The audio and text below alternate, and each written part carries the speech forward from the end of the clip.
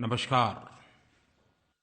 आज सुबह सुबह मुझे दिल्ली के नौजवानों के साथ कुछ पल बिताने का अवसर मिला और मैं मानता हूं कि आने वाले दिनों में पूरे देश में खेल का रंग हर नौजवान को उत्साह उमंग के रंग से रंग देगा। हम सब जानते हैं कि कुछ ही दिनों में विश्व का सबसे बड़ा खेलों का महाकुंभ होने जा रहा है। रियो हमारे कानों में बार-बार गूंजने वाला है। सारी दुनिया खेलती होगी। दुनिया का हर देश अपने खिलाड़ियों के प्रदर्शन पर बारीकी से नजर रखता होगा। आप भी रखेंगे। हमारी आशा अपेक्षाएं तो बहुत होती हैं, लेकिन रियो में जो खेलने के लिए गए हैं उन खिलाड़ियों को उनका हौसला बुलंद करने का काम भी 125 करोड़ देशवासियों का है।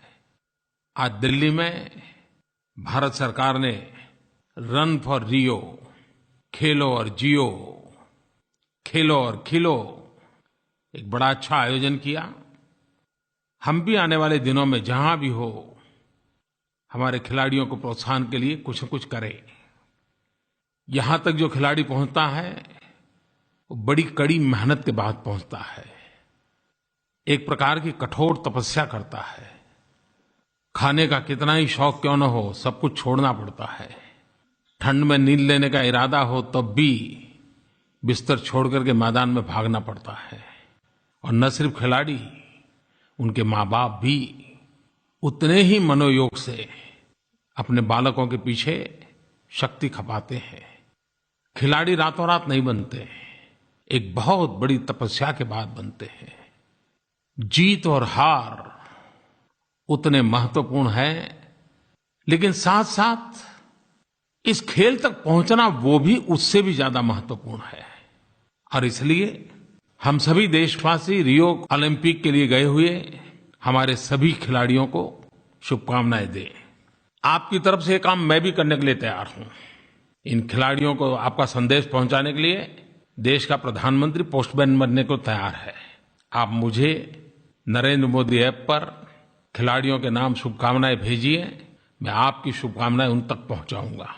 मैं भी 125 करोड़ देशवासियों की तरह एक देशवासी, एक नागरिक के नाते हमारे इन खिलाड़ियों का हौसला अफजाई के लिए आपके साथ रहूंगा।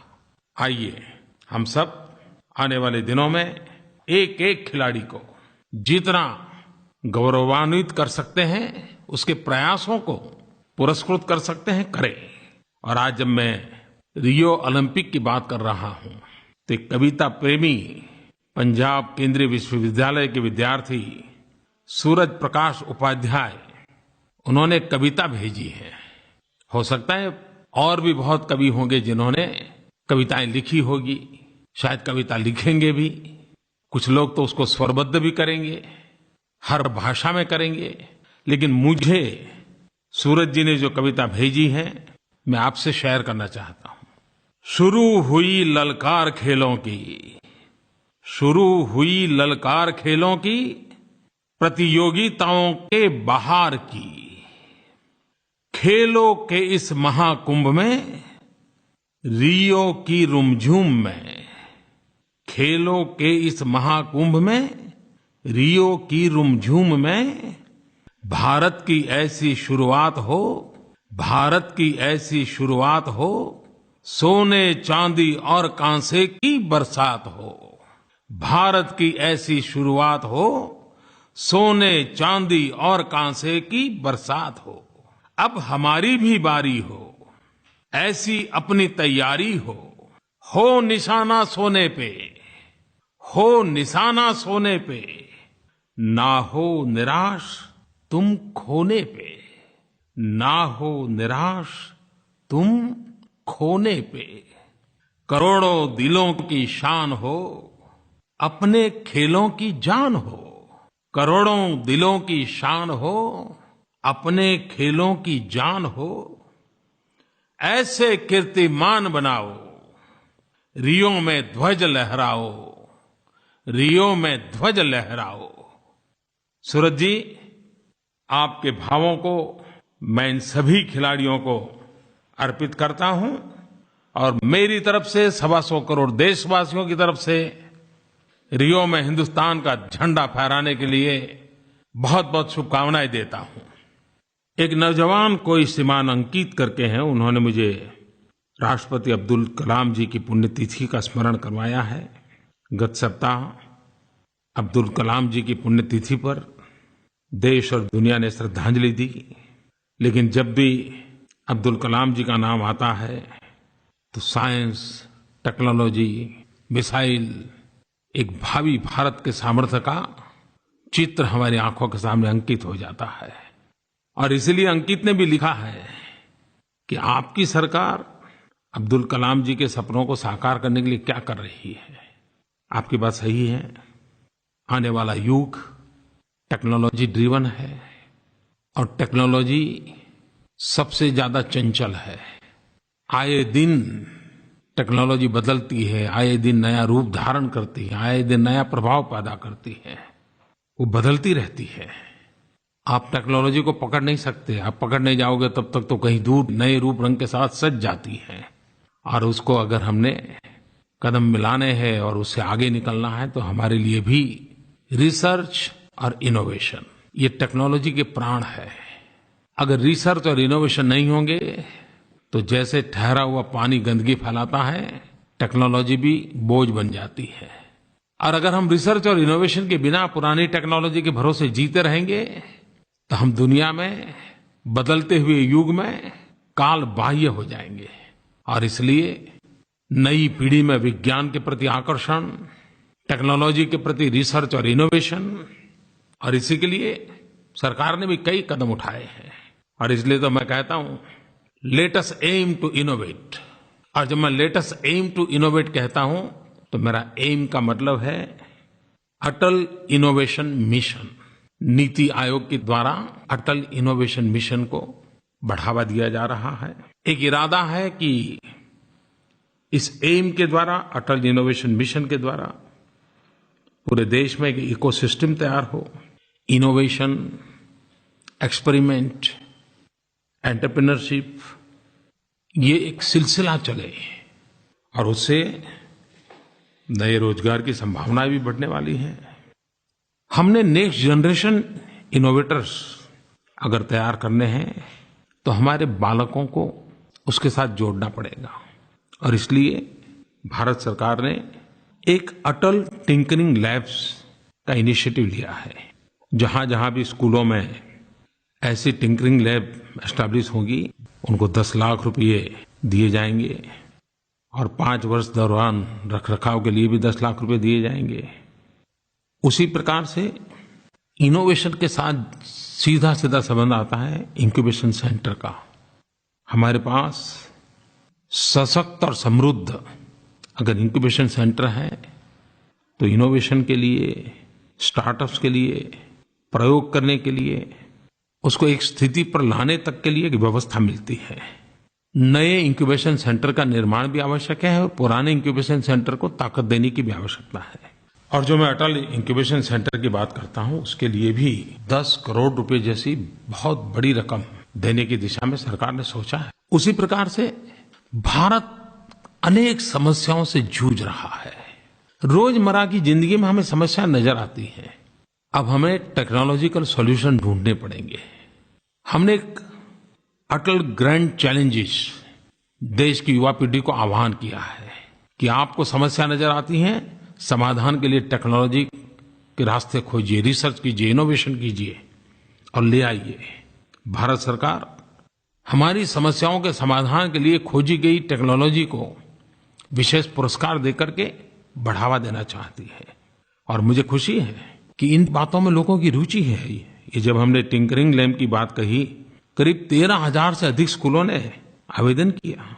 और जब हमने इंक्यूबेशन सेंटर की बात की, एकेडमिक और नॉन एकेडमिक 4,000 से ज्यादा इंस्टीट्यूशंस इंक्यूबेशन सेंटर के लिए आगे आई। मुझे विश्वास है कि अब्दुल कलाम जी को सच्ची श्रद्धांजलि, रिसर्च, इनोवेशन, हमारी रोजमर्रा की जिंदगी की समस्याओं के समाधान के लिए टेक्नोलॉजी, हमारी कठिनाइयों से मुक्ति के लिए सरलीकरण, उस पर हमारी नई पीढ़ी जितना काम करेगी, उनका योगदान 21वीं सदी के आधुनिक भारत के लिए अहम होगा और वही अब्दुल कलाम जी को सच्ची श्रद्धांजलि होगी। मेरे प्यारे देशवासियों, कुछ समय पहले हम लोग अकाल की चिंता कर रहे थे और इन दिनों वर्षा का आनंद भी आ रहा है तो बाढ़ की खबरें भी आ रही हैं। राज्य सरकार और केंद्र सरकार मिलकर के बाढ़ पीड़ितों की सहायता करने के लिए कंधे से कंधा मिलाकर के भरपूर प्रयास कर रही हैं। वर्षा के कारण कुछ कठिनाइयां होने के बावजूद भी हर मानवीय मन पुलकित हो जाता है, क्योंकि हमारी पूरी आर्थिक गतिविधि के केंद्र बिंदु में वर्षा होती है, खेती होती है। कभी-कभी ऐसी बीमारी आ जाती है कि हमें जीवन भर पछतावा रहता है। लेकिन अगर हम जागरूक रहें, सतर्क रहें, प्रयत्नरत रहें, तो इसे बचने के रास्ते भी बड़े आसान हैं। डेंगू ही ले लीजिए, डेंगू से बचा जा सकता है। थोड़ा स्वच्छता पे ध्यान रहें, थोड़े सतर्क रहें और सुरक्षित रहने का प्रयास करें। बच्चों पर विशेष ध्यान दें। और ये जो सोच है ना, गरीब बस्ती में ही ऐसी बीमारी आती है, डेंगू का केस ऐसा नहीं है। डेंगू सुखी समृद्ध इलाके में सबसे पहले आता है और इसलिए इसे हम समझें।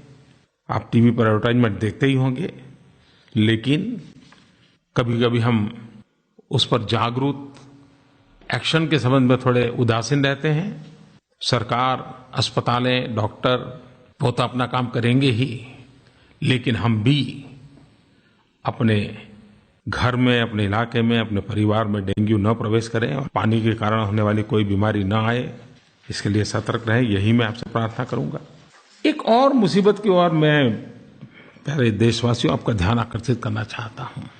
जिंदगी इतनी आपाधापी वाली बन गई है, इतनी दौड़ धूप वाली बन गई है कि कभी-कभी हमें अपने लिए सोचने का समय नहीं होता है।